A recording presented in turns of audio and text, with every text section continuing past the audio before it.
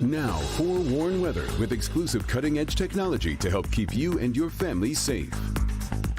And it's going to be a beautiful evening for in your neighborhood weather-wise. And so right now, taking a live look at downtown Detroit, where we have partly cloudy skies. The sun has been shining, help warming us up.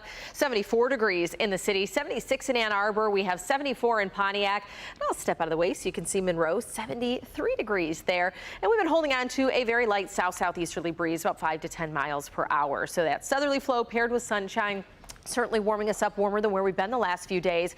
But with that warmth and a little bit of that humidity, we're going to see some unstable conditions clashing with the cold front later on this evening. And really, this is going to be more impactful through the overnight hours. So if you have pets or young kids, well, if the thunder doesn't wake you up, they might. So your forewarned weather alert is for the overnight hours, and we're going to give you a closer look at that timeline. I want to show you the culprit here. Warm front will be lifting through the region, and as what usually follows a cold front. And so it's going to be that cold front that clashes with this wedge of warmer air that eventually works its way into southeastern Michigan. And so the storm threats, well, they have been updated since we joined you this morning when it comes to folks out in Washtenaw and Livingston counties. And that is where we have that enhanced risk off to our west, slight risk for the rest of southeastern Michigan. And so those threats include damaging wind gusts, so primarily a straight line wind event, but I can't rule out some rotating storms. Not sure why that was just like kind of going in and out there.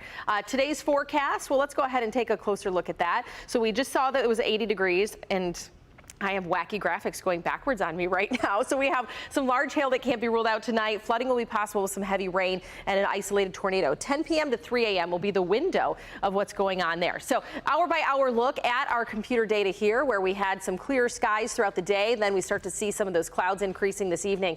I want to walk you through the timeline here. So 11 o'clock tonight, you start to see that line pushing through Lansing. Once we get between 12 and 1 a.m., that's pushing across Howell, Ann Arbor, and working its way towards Wayne County. Now, 1 to 2 a.m., this is now affecting Macomb County up towards Lapeer, and between 2 and 3, this is going to be pushing out of here. So that's more of that hour-by-hour look at how that line will be pushing from the southwest to the northeast at about 45 miles per hour as we head into the later part of the evening. And then we push all that out of here, and sunshine replaces it come tomorrow. However, 10 o'clock, we start to see things firing off on the west side of the state, and that's where we have a better chance of them being strong to severe, because there will be what we call a marine influence, and so the moisture coming off of Lake Michigan could make that more severe. And then by 2-3 a.m., a lot of this will be off to our east. We'll have a secondary cold front that sweeps through Friday night into Saturday morning, and that brings a chance for some pre-dawn showers come Saturday, but then we'll dry things out after that, staying dry Sunday, but a cooler air mass will be building in place. And so we fall into the 60s Sunday.